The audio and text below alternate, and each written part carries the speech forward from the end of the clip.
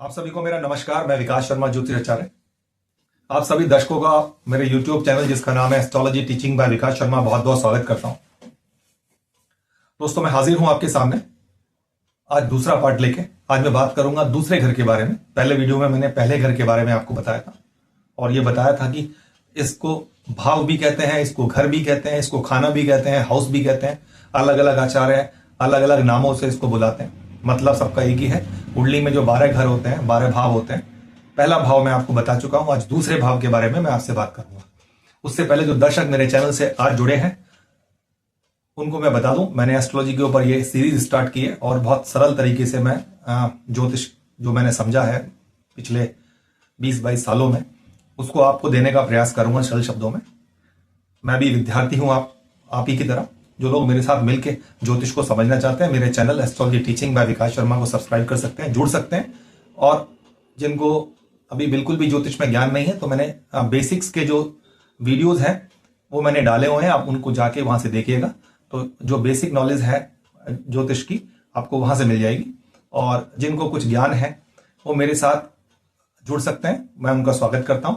आज बताऊंगा दूसरे घर के बारे में। दूसरा घर क्या इंडिकेट करता है, क्या बताता है हमारे जीवन में। तो पहले घर के बारे में बता चुका हूं। जन्म और जन्म से संबंधित जितनी भी बातें हैं वो हम पहले घर से देखते हैं। जब एक जातक का जन्म होता है, शिशु अवस्था जो होती है, तो उसका कैरेक्टर, उसका रंग रूप, उसका चरित्र, वो कितना शांत होगा, कितना उग्र होगा, ये सारी बातें मैं आपको कल बता चुका हूं पहले वीडियो में। आज बात करूंगा अगले घर की। अब एक शिशु जो जिसका जन्म हो चुका है, वो एक परिवार में आया। उस परिवार में सबसे पहले उसकी आवश्यकता क्या होती है? उसकी आवश्यकता होती है भोजन। और शिशु का भोजन क्या होता है? शिशु का भोजन होता है माता का जो है दूध। तो माता उसको जो है दूध पिलाती है, उसका भोजन की व्यवस्था करती है। तो भोजन को देखने का हम जब बात करते हैं तो सेकंड हाउस बताता है उस बच्चे के बारे में जहां से उस शिशु का विकास प्रारंभ होता है। इवोल्यूशन पीरियड जो है उस बच्चे का शुरू होता है, जहां से वो जो है चलने की कोशिश करता है और धीरे धीरे जो है विकास की ओर बढ़ता है।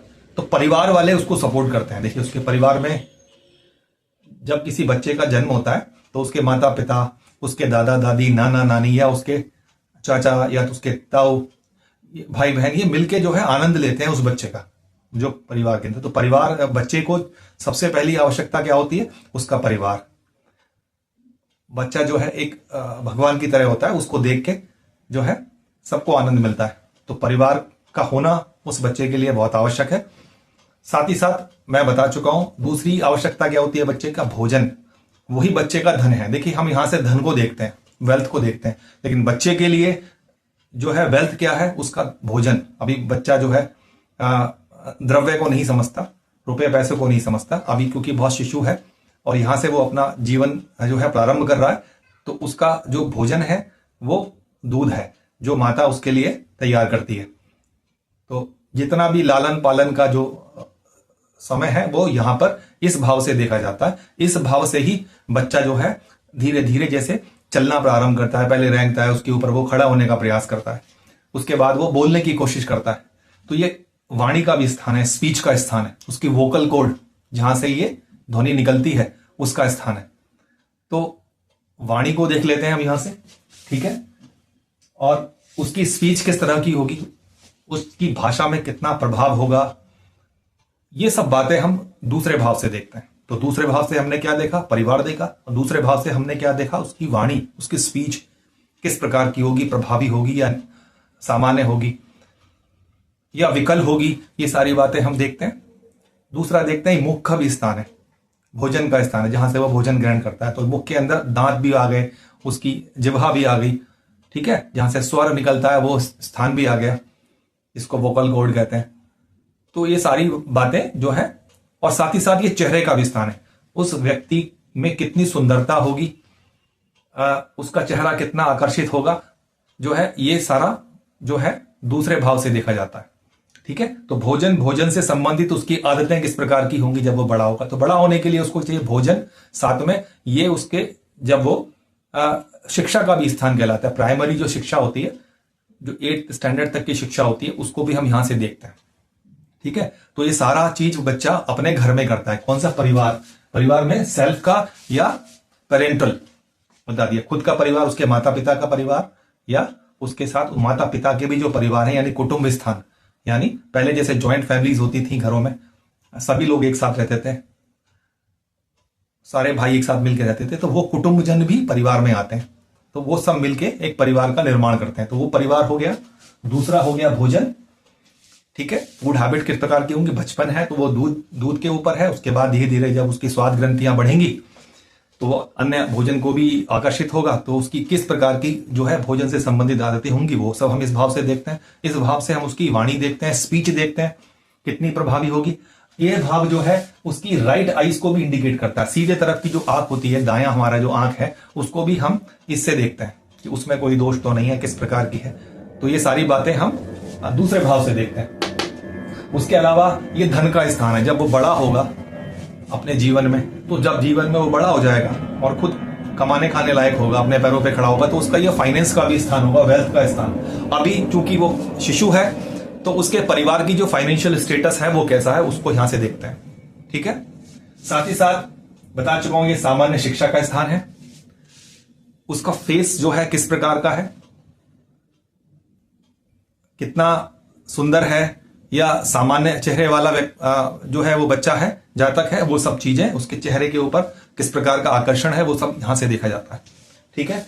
यहां से ही उसकी मानसिक स्वास्थ्य को भी देखा जाता है कि उसकी जो मेंटल हेल्थ है वो किस प्रकार की है।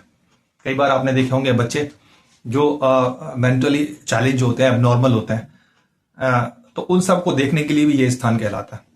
और अंत में एक समझे कि अभी बहुत सारी बातें केवल एक ही इससे जुड़ी हुई। परिवार की बात करूंगा तो मैं आपको 50 बातें परिवार के ऊपर इसमें जोड़ के बता दूंगा। तो परिवार से संबंधित सभी बातें, ठीक है, भोजन से संबंधित सभी बातें, वाणी से संबंधित सभी बातें, इसी प्रकार जो है ये मृत्यु का ये स्थान कहलाता है। जब हम मृत्यु के बारे में देखते हैं, जीवन की क्षति के बारे में देखते हैं, तो दूसरे भाव का भी अध्ययन करते हैं।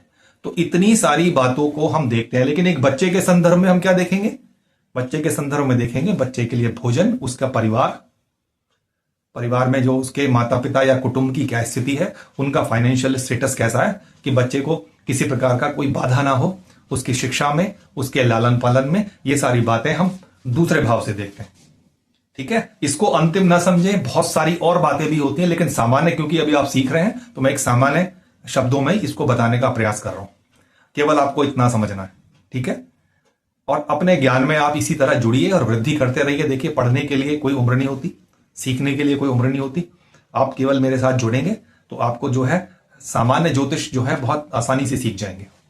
चलिए, मैं इसी तरह अपनी वाणी को यहां विराम देता हूं। ये वीडियो आपको कैसा लगा आप मुझे कमेंट्स करिए, और अगर आप कुछ पूछना चाहते हैं तो आप मुझे कमेंट कर सकते हैं। अच्छा लगा तो इसको ज्यादा से ज्यादा आप लाइक कीजिए, लाइक करने से वीडियो की रीच बढ़ती है। शेयर भी कीजिए ताकि दूसरे लोग भी इससे जुड़ सकें। देखिए, बहुत सारे मिथक हैं ज्योतिष को लेकर, कई प्रकार से डराया जाता है, बड़े बड़े जो है शब्दावली यूज की जाती है ज्योतिष के अंदर योगों में लेके। कुछ भी डरने की आवश्यकता नहीं है, ये सामान्य वैदिक विज्ञान है। और मैं आपको जैसे पहले वीडियो में बता चुका हूं, जीवन में सब कुछ निश्चित है, और जैसे हमारा जीवन के ऊपर अधिकार नहीं था, ऐसे हमारा मृत्यु के ऊपर भी अधिकार नहीं है। और मृत्यु के बारे में बता सकने वाला कोई भी ज्योतिष आचार्य इस समय जीवन में इस धरा पे उतना प्रवीण नहीं है कि वो कोई आपकी मृत्यु के बारे में आपकी प्रेडिक्शन करे। हाँ, कुछ इंडिकेशन जरूर दे सकते हैं कि भाई जीवन में ये समय किस प्रकार का आपके रहेगा, ताकि किसी प्रकार के रोग के कारण या किसी और अन्य प्रकार से आप जो है संभल जाएं। तो जीवन और मृत्यु ऊपर वाले के हाथ में है। तो इन्हीं शब्दों के साथ मैं अपनी वाणी को विराम देता हूं। ये वीडियो कैसा लगा आप मुझे कमेंट करके बताइए। अच्छा लगा तो इसको लाइक और शेयर कीजिए, और मेरे चैनल जिसका नाम है एस्ट्रोलॉजी टीचिंग बाय विकास शर्मा, इसको सब्सक्राइब कीजिए। मिलता हूं अगले वीडियो में, मैं बात करूंगा तीसरे भाव के बारे में। तब तक के लिए नमस्कार।